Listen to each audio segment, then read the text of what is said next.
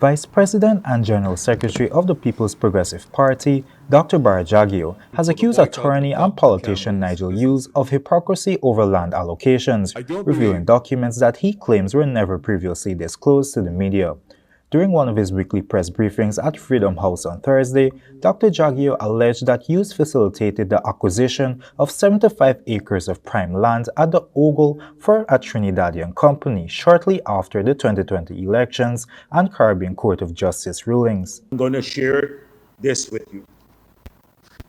Now, this is True Lands and Survey. Now, I'm not going to share this long list of PNC individuals who got land, many after the elections and in the period after the government had fallen. It's a long list of who's who in the PNC. Just imagine 2 days ago he said we must pause. A legitimate government, not a government in caretaker mode, must pause on giving out lands. And he secured for himself the 75 acres of land after the CCJ had ruled. Hughes, he stated, served as both director and company secretary for the firm, which had committed to building a luxury hotel. However, no development has taken place, and Dr. Jagdeo suggested legal irregularities surrounding the transaction. Nigel Hughes was not just the lawyer for the company. The company that signed the agreement, he was an officer of the company.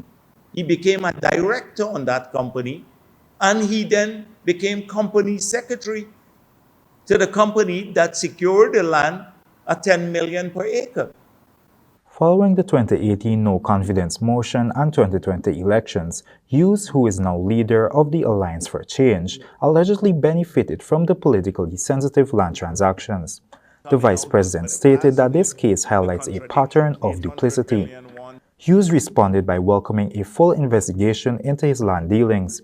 He detailed his 2016 purchase of 50 acres at Gret Creek, stating that despite following the required process, the Guyana Lands and Service Commission had refused to issue a final lease, blocking development. With conflicting claims from both sides, the public is left questioning the truth behind these land transactions. And while accusations of acres upon acres of land being acquired through questionable process by politicians and government officials, many citizens continue to line up in front of the Ministry of Housing daily, braving the weather in attempt to acquire a plot of land for the basic necessity of putting a roof over their family's head, some of whom have been waiting for over 10 years. Reporting for Headline News Update, Malcolm Carter.